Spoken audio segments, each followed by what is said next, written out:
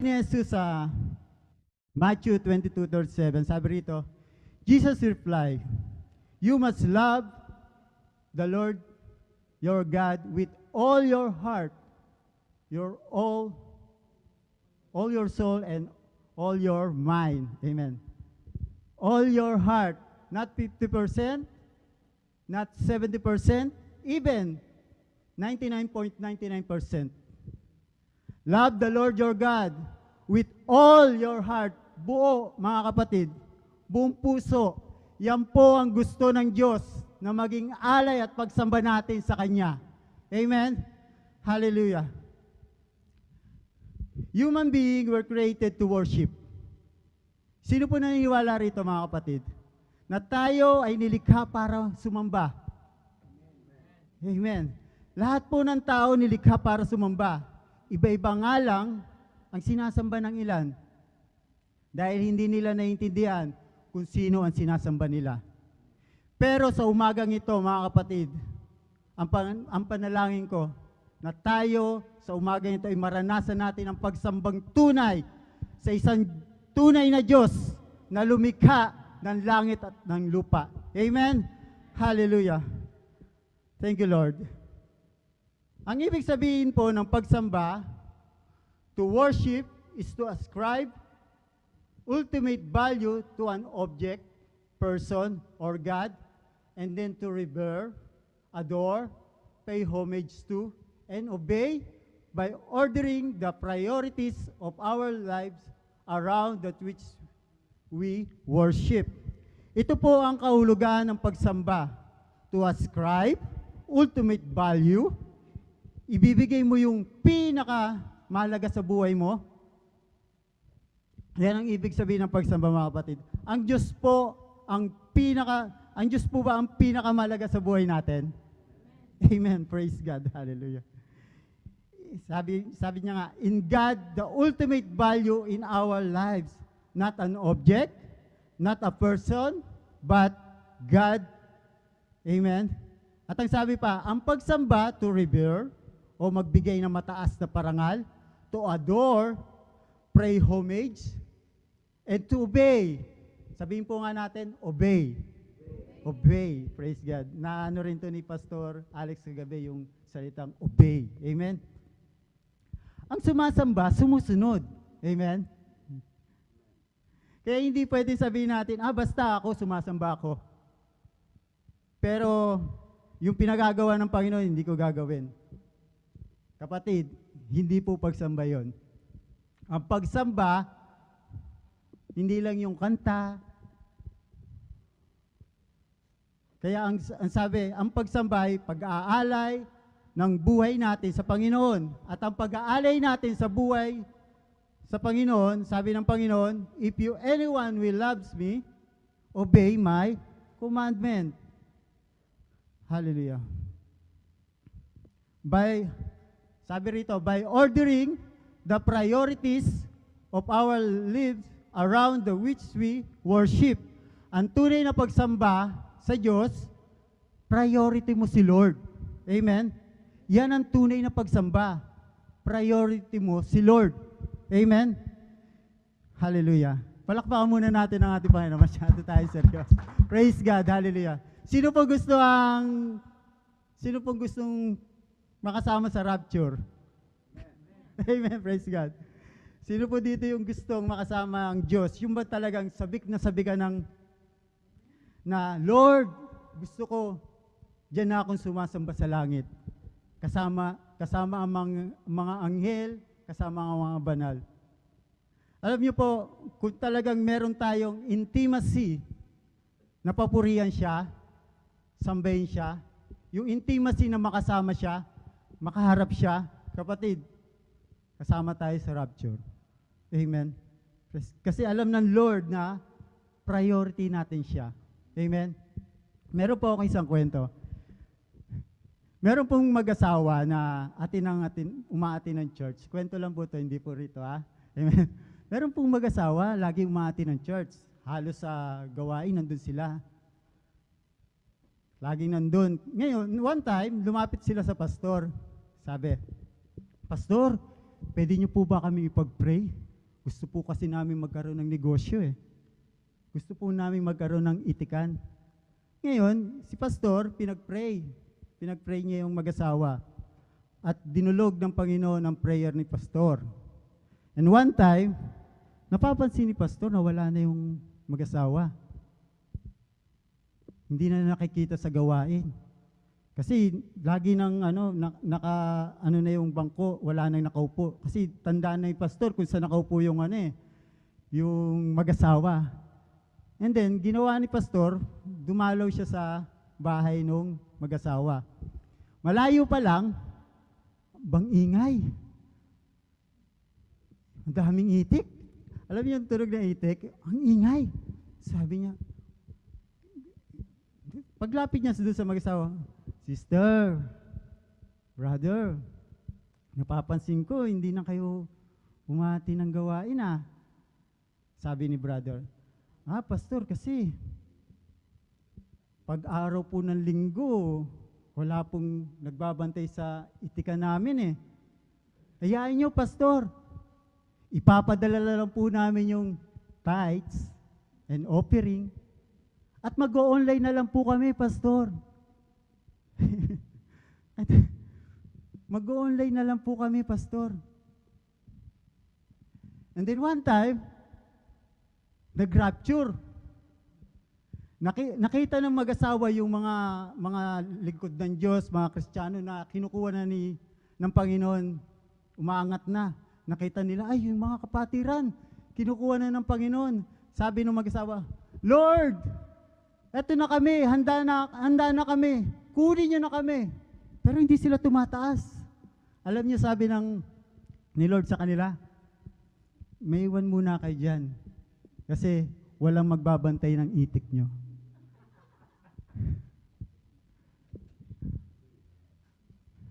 Mga kapatid, tinuturuan tayo ng Panginoon na sa totoong pagsamba, dapat ang Diyos ang highest priority natin. Amen? Amen. Kaya nyo bang i-cancel ang anumang appointment para makapagsamba sa Panginoon? Amen. Or kaya mong taluhin o baliwalain ang Panginoon para sa gusto mo lang gawin sa buhay mo? Yun yung tawag, yung taluhin, yun yung salitang kalye. Taluhin, o yung baliwalain. Amen? Kapatid, tinatalo mo ang Diyos eh. Tinatalo mo ang Diyos eh. Siya yung nagbigay ng lahat sa iyo. Tapos nung araw na tinatawag ka ng Panginoon na pumunta ka sa kanyang sambahan para magpasalamat, para sumamba, makinig ng kanyang salita, lumakas ang iyong espiritu, tinatalo mo eh. Sabi nga, walang taluhan. Amen? Sabihin mo nga sa katabi mo, wala daw taluhan. Huwag mong taluhin si Lord. Amen. Praise God. Hallelujah. Kasi mga kapatid, si Lord, hindi tayo bibiruin ng Panginoon. Amen? Ang Panginoon ay nararapat ng bigyan ng pinakamataas na uri ng pagsamba. Pinakamataas na uri ng pagmamahal at pasasalamat. Amen? The Bible teaches that God alone is worthy of our worship. The heart of worship is all about God. Amen. Kaya hindi pwedeng tira-tira na oras para sa Panginoon ang ibibigay natin. Yung bang pag okay ka lang, pag nasa mood ka lang, or pag gusto mo lang, o pag may kailangan ka lang, saka ka pupunta sa Panginoon. Huwag po gano'n mga kapatid. Hindi po gano'n ang uri ng pagsamba sa Panginoon. Kasi hindi gano'n ang tunay na pagmamahal na inalay niya sa atin. Amen? Ang inalay niya sa ating pagmamahal, ibinigay niya ang buong buo ng kanyang sarili. Buong buhay niya para wag lang tayo mapunta sa impyerno. Amen? At makasama tayo sa langit. Amen? Kaya yun ang tunay na pagsamba. Sabi, worship more than anything else will connect us with God, our only source to lasting hope. Who is the only source of lasting hope? Amen. Praise God. Kaya yung mga gustong sumamba sa Panginoon ng buong puso ng lubusan, excited sila. Nang maaga pa lang, nandun na sa gawain kasi ayaw nilang mamiss yung pagsamba. Ayaw nilang mamiss yung vertical approach for man to God. That is worship time. Amen? Meron nga daw isang pastor, nasabi niya doon sa mga nasasakupan niya, sabi niya, maaga kayong dumating. Kasi kung darating kayo, words of God na, o preaching na, kasi gusto nyo lang mag-get yung message, yung revelation, na-miss yung 3/4 ng service. Kasi hindi kayo nakasamba. No worship, no rain. Amen? Yes, mga kapatid, part ang preaching, part yung Word of God. Pero ang pinakamalaga talaga, mga kapatid, kaya nga tinawag na worship service o divine service. We can worship to the King of glory. Amen? Hallelujah. Bakit ang worship integral to our relationship with God?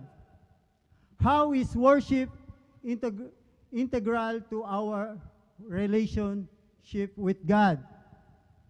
Bakit napakalaga ng pagsamba sa ating relasyon sa Diyos? Amen? Tingnan natin sa 2 Chronicles 7:1. Sabi rito, when Solomon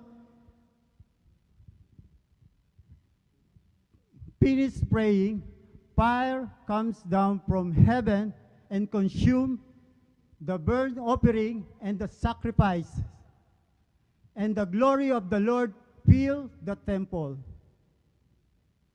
1 King 8:10-11, sabi rito, when the priests withdrew from the holy place, the cloud filled the temple of the Lord. Sa ibang translation po, think cloud. Amen. And the priests could not perform their service because of the cloud. From the glory of the Lord fill His temple. Amen. Nung binasa ko po ito, mga kapatid, naalala ko yung yung nasa Imberian pa po kami, yung nandito pa sila Brad Angel. Alam ko, naalala ni tatay yung doon sa bahay ni Brad Angel po, lumipat kami sa isang kinuha niyang bahay. Grabe po yung ewan ko na doon na si Brad Alvin nun. Grabe yung worship na naganap nun. Bible study lang yung mga kapatid, pero grabe yung pinaranas ng Panginoon sa amin. Hindi alintana yung tao sa taas, hindi alintana yung mga tao sa baba. Basta kami, nagwo-worship kami. Yumayanig yung palibot ng kwartong yun. Grabe. Tapos, baga sa hindi na, parang hindi na mahinto. Nung pagtigil namin, alam niyo mga kapatid, basang-basa. Ang flooring, ang lahat. Grabe yung presence ng Panginoon na ipinaranas ng Panginoon. Kaya nga sabi ko nung binabasa ko to, Lord, do it again. This outreach number 4. Do it again. Napakasarap. Napakasarap po. Yung bang kulang na lang talaga. Alam niyo, wala pa kaming TV noon. Ginawa lang ni Brad Angel noon. Kumuha lang ng karton, doon na sinulat yung inawit namin. Grabe yung pagkilos ng Panginoon. Amen? Hallelujah. Thank you, Lord. For the glorious presence of the Lord fill the temple of the Lord. Amen? Alam niyo ba kung bakit? Because God meet His people in a unique and powerful way when they worship Him together. Amen? Napakahalaga po yun. Ganun po kahalaga ang pagsamba sa Panginoon. God meet His people in a unique. Amen? Kaya dapat lagi tayong excited every Friday. Yung bang, ano naman kaya gagawin ng Panginoon sa araw na ito? Dapat lagi tayong excited. Amen, mga kapatid. Hallelujah. Dapat lagi tayong may ini-expect sa pagkilos ng Panginoon. Lagi tayong may ini-expect, hindi yung katulad nga ng sinabi ni tatay na, hindi tayo pupunta rito para lang kay kapatid. Hindi, pupunta tayo dito para mapapurihan, mapasalamatan, at masamba ang Panginoon. Why? Isang linggo may 6 na araw tayo, mga kapatid, na binigay ang Panginoon para gawin natin ang gusto natin. Ngunit yung isang araw na hinihingi niya sa atin, dapat nakapokus tayo sa Kanya. Amen? Amen. Praise God. Sabi sa Micah 4:2, "Come, let us go up to the mountain of the Lord, to the house of Jacob's God. There He will teach us His way, and we will walk in His path." Amen. Kaya lagi tayo ina-encourage ng mga tatay natin, ng mga pastor natin, "Come, kapatid, punta ka na sa church. Hindi na kami galit." Amen. Kaya lagi tayo ini-encourage kasi napakasarap magpuri ng sama-sama. Amen? We are a child of God. Amen? Hallelujah. Kasi kapag tayo sumasamba sa Panginoon, kapag tayo ay sama-sama sa pagsamba sa Panginoon, tinuturuan tayo ng Panginoon ng mga bagay na hindi natin matutunan sa ibang kapamaraanan. Ang Diyos lang ang makapagtuturo nun. Amen? And God teach us and walk in His path. Amen? Napapansin nyo ba, mga kapatid, kapag tayo sama-samang nagpupurit, sumasamba sa Panginoon? Nababago yung kapamaraanan natin? Binabago niya tayo araw-araw. Yung bang kapag tayo patuloy na sumasamba, lumalapit sa Panginoon, binabago tayo araw-araw. Ganito po yung nangyayari sa mga taong namamalagi sa presensya ng Panginoon. Amen? Amen. Tignan natin sa Romans 15:5 and 6. Sabi rito, "My God, who give this patience and encouragement, help you live in complete harmony with each other, as is fitting for followers of Christ Jesus. Then, all of you can join together with one voice, giving praise and glory to God, the Father of our Lord Jesus Christ." Hallelujah. Thank you, Lord. Kaya, napakalaga po ang ating sama-samang pagsamba sa Panginoon. Amen? Katulad pero ang dami ko testimony nung nabaano ko yung, alam niyo yung sa dating doon sa opor natin dati. One time meron din doon na nag-worship tayo, halos hindi na tayo hindi na natin nalintana yung oras. Dahil kasi yung presensya ng Panginoon na lumukob na Saka yung doon sa bara, yung prayer convention. Nasa labas kami noon ni Brad Meljon. Sabi ko, "Brad, talaga, tara pasok tayo." Yung magmi-minister na. Grabe yung pagkilos ng Panginoon. Kahit napakainit doon sa loob, doon sa bara, sama-sama kami nila tatay. Kung ano na iba na yung talagang mararamdaman mo yung pagkilos ng Panginoon, talagang lahat talaga puspos ng presensya ng Panginoon. Amen? Hallelujah. Next.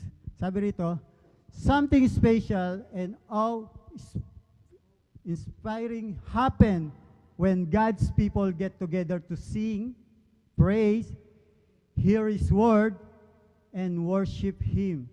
There is a sense of community and fellowship that can only happen when believers worship together." Katulad nung ginagawa natin kanina, yung nakaraang Friday, amen? Grabe yung presensya ng Panginoon kung tayo nakapokus lamang sa Kanya. Amen? Hallelujah.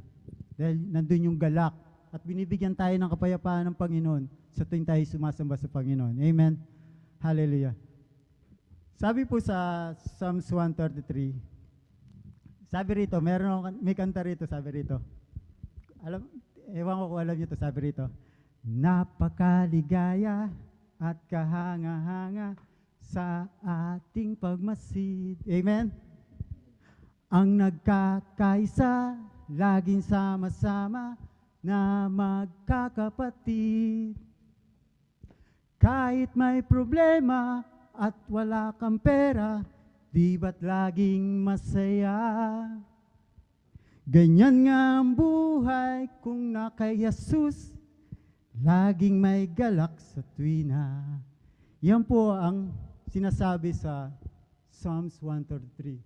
How good and pleasant it is when God's people live together in unity. Hallelujah. Thank you, Lord.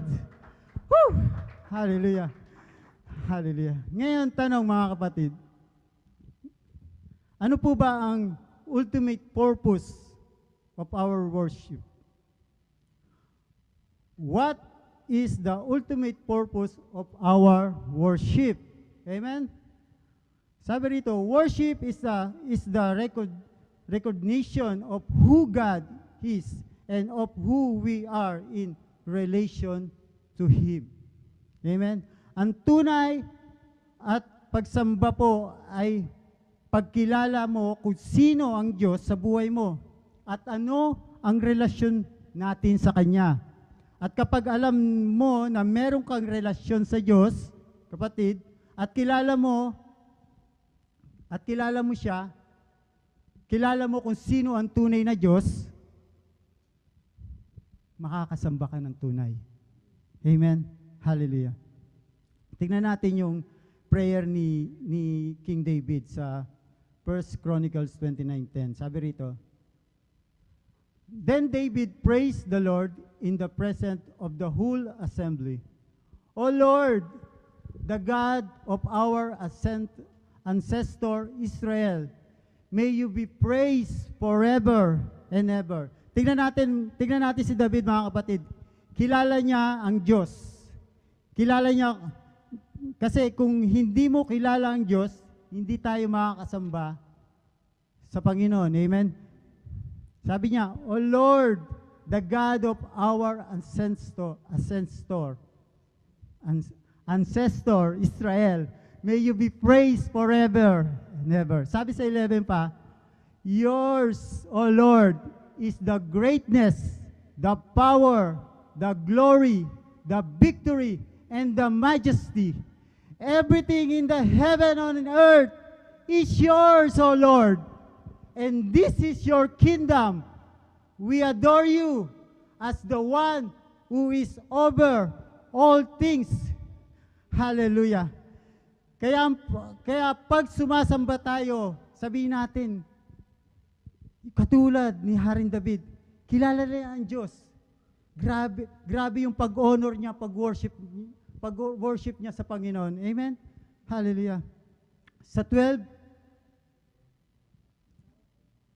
wealth and honor come from you alone, for you rule over everything. Power and might are in your hand, and at your description, people are made great and giving strength. Hallelujah. Thank you, Lord. Ina-acknowledge ni David ang pagiging hari niya, yung kapangyarihan niya, yung authority niya, na ito'y nanggagaling lamang sa ating Panginoon. Amen? Nakita natin, saan tayo makakita ng hari na kulang na lang mahubaran na sa pagsayaw niya para lang sa pagpupuri sa ating Panginoon. Amen? Ang sabi, David is a man after God's own heart. Amen? Sabi nga, yung mga worshiper po, malapit sa puso ng Diyos. Naniniwala po ba tayo dito, mga worshiper? Amen. Praise God. Alam niyo, may testimony ulit ko. Praise God. Alam niyo, nung nakaraang taon, nasabi ano ko na kay tatay ito, yung nakaraan taon na sa isip ko sabi ko, gusto kong lumapit kay Pastora Mona, sabihin ko na kung pwedeng hindi na ako tumayo bilang worshiper ng tuwing Friday kasi parang ewan ko, yun yung naging ko. Pero alam niyo, pinaunawa sa akin ng Panginoon na sabi sa akin na lagi mong tatandaan, anak, na tumatayo ka sa pulpito, pinangungunahan mo ang worship, hindi para sa kanila. Kung hindi man sila, kung kinukutya ka man o inaano ka man, lagi mong tatandaan, ako ang pinapupurihan mo. Amen. Kaya nung commission ng praise and worship team do sa outreach number 8, yung punta kami ni Brad ni Brad Mike. Nauli na kami nung pagpunta namin doon. Ang dami ng tao. Alam niyo yung kabutihan ng Lord, ginamit ang ating pastora, si Pastora Emeline, nakita kami sa likod, tinawag kami. Nilagay kami sa unahan. Doon kami, tas doon namin naranasan yun na kung gaano yung hallelujah, yung puso ng Panginoon sa mga worshiper. At nagkumilos ang Panginoon sa araw na yun. Kaya napakasarap magpuri sa Panginoon, mga kapatid. Amen. Sabi pa ni David sa 1 Chronicles 29:13. Hallelujah. Oh our God, we thank you and praise you. Praise your glorious name. Amen. Now, ang pagsamba, mga kapatid, ay may iba't ibang form. Worship God with singing, with dancing, with lift up your hands to the Lord, bow down your knee, crying, clapping, prayer instrument, marami pa, mga kapatid. But there is also form of worship that very important to God. Alam niyo ba mga kapatid kung ano? Giving. Giving to God is a form of worship. Amen? Kaya tuwing Friday, di nyo ba napansin, kasama yung giving sa worship service. Hindi lang dahil tithes and offering, yan. Amen? Madaling sumamba, madaling umawit, madaling kumanta, madaling magtaas ng kamay, madaling sumayaw, pero pag pinag-usapan ng pagbibigay at hindi mo maibigay, kapatid, tanungin mo ang sarili mo kung totoo, buong puso mo siyang inaalay ang buhay mo sa Panginoon. Amen? Hallelujah. Kasi kung yung regalo niya sa iyo na material na bagay, na pinaka-cheapest thing, hindi natin may bigay sa Kanya, how much more can you offer your life to God? Amen? Naintindihan po natin, mga kapatid. Kaya nga pag nagpabautismo ka, nilulubog tayo eh. Nilulubog mo na, binibigay mo na yung lahat eh. Amen? Totally surrender to God. Ganon din po ang tithe. Because giving to God is a form of worship. Kung sumasamba ka sa Panginoon, kasama lahat, mga kapatid. Kumbaga sa salitang kalye uli ay kasama pati pato. Alam niyo yan? Kasama pati pato. Dapat ganun tayo, mga kapatid.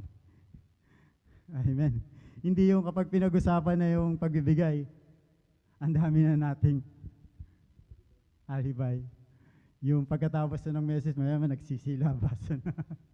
Hallelujah. Pero tinuturuan tayo, mga kapatid, sa gabing ito, ay sa araw na ito.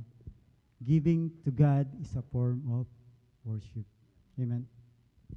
Giving to first fruit of our income to God, honor Him as our number one priority. Hallelujah. First fruit. This year, panibagong taon na naman, at naniniwala ko na isa ito sa mga pag-usapan uli. Amen? Praise God. Hallelujah. Kasi kung yung bagay na yan ay hindi natin maakbangan o maibigay sa Panginoon, I doubt doon sa pangalawang requirements na maibigay mo yung buong puso mo buong kalakasan mo, yung devotion mo, you cannot give the first fruit to God. Amen? Kung yan pa lang, na pagsubok, ay hindi mo na maibigay sa Panginoon, yung nire-require niya sa iyo, hallelujah.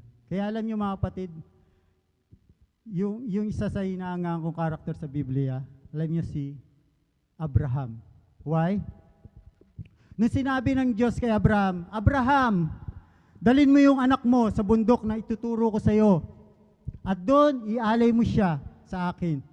Walang pag-aalinlangan mga kapatid. Madaling araw pa lang, bit-bit na ni Abraham si Isaac. Sige Lord, saan tayo? Dala-dala na yung panggatong, dala-dala na yung kutsilyo. Ready siyang patayin yung anak niya doon sa bundok na kung saan ituturo ng Panginoon. Kasi para kay Abraham, walang nakakahigit sa Diyos sa kanyang buhay. Amen? Hindi ang kanyang anak, hindi ang kanyang asawa, hindi ang kanyang negosyo, hindi ang kanyang trabaho, hindi ang kanyang pera. Sabi niya, Lord, ano pa ba Isaac ang nire-require mo? Saan bundok tayo mag-o-offer, Lord? Let's go, Lord! Sino dito maraming Isaac? Mga kapatid, meron tayong Isaac. Sabi ng Lord, yung sinasabi ni Lord, anak, Isaac mo yan. Isaac mo yung trabaho mo. Isaac mo yung asawa mo. Isaac mo yung nanay mo. Isaac mo yung anak mo. Isaac mo yung karir mo. Pag sinabi ni Lord, anak, offer your Isaac. Anong response natin mga kapatid? Baka sabihin natin, Lord, ikaw ba yan? Huwag naman, Lord. Ang tagal ko nang hinintay to, Lord eh. Pangako mo to eh. Pinag-pray mo ito eh. Pinag-pray ko ito eh. Ilang taong kong hinintay to, Lord? 66 pa lang si Sarah. Inaabangan na namin to, Lord. Nung binigay mo ito, Lord, 99 na si Sarah. Ilang taon na yun, Lord. Tapos, nung ibinigay mo, tuwan-tuwa kami, answer prayer. Tapos sasabihin mo, ibigay ko sa iyo. Ikaw ba talaga yan, Lord? Mga kapatid, lahat ng bagay na umahad lang sa pagitan mo at sa Diyos, Isaac mo yan. Amen. Alam ko na ano na ito ni tate, yung Isaac eh. Amen. Bakit hindi ka makadalo? Kasi. Bakit hindi ako makapagbigay? Kasi. Ang dami nating kasi mga kapatid. Ang dami nating dahilan. Marami tayong pwedeng idahilan sa Diyos. Pero tandaan natin, ang Diyos ba nagdahilan? Nung nagpapako siya sa krus, para sa atin, para sa kasalanan natin, at nung nabuhay siyang muli, nagdahilan ba siya? No. It's not a joke, mga kapatid. Kaya kung hindi natin may bigay sa Panginoon ang bagay na ito, tanungin po natin ang ating sarili. Amen? Our offering demonstrate that our work is for God and that His work is most important. Amen? Kaya kapag ibinabalik po natin ang ating mga kaloob, dinedemonstrate po natin na ang ating mga gawa ay galing sa Panginoon. Lahat po ng pinagkaloob ng Diyos sa atin, talento, talino, kakayanan, galing lahat yan sa ating Panginoon. Amen? Kapag ibinalik natin yon para sa Kanya, sinasabi natin na ang Kanyang gawa ay mas mahalaga kaysa sa gawa natin. Amen po ba? Amen. Ang ginagawa niya ay mas importante kaysa ginagawa natin kapag ibinalik natin yung para sa Kanya. Amen. Exodus 23:19. As you harvest your crop, bring the very best of the first harvest to the house of the Lord your God. Everybody say, the very best. Amen. Hindi tira-tira. Ibig sabihin, the very best. Kaya kinalugdan ng Diyos si Abel dahil inaalay niya sa Panginoon ay yung very best. Kaya hindi kinalugdan ng Diyos si Cain kasi ibinigay niya tira-tira. So give the Lord the very best. Hallelujah. Proverbs 3:9. Honor the Lord with your wealth and honor the Lord with your wealth, with the best part of everything you produce. Amen. If you are a wealthy person, honor the Lord with your wealth. Even you are not a wealthy person. Honor the Lord with your wealth. Amen. Parangalan natin ang Panginoon sa pamamagitan ng material na bagay na ibinigay niya sa atin. Amen. And the best part of everything you produce. Hallelujah. Always give the Lord the best part. Amen. Hallelujah. Naalala ko po si David nung sabi ni Arona sa kanya, sige lang, King David, kuha ka lang dyan ng lupa. Huwag mo nang bayaran. Total, hari ka naman eh. Ano sabi sa 2 Samuel 24:24? Ano sabi ni David? But the king replied to Arauna, no, I insist on paying you for it. I will not sacrifice to the Lord my God burnt offering that cost me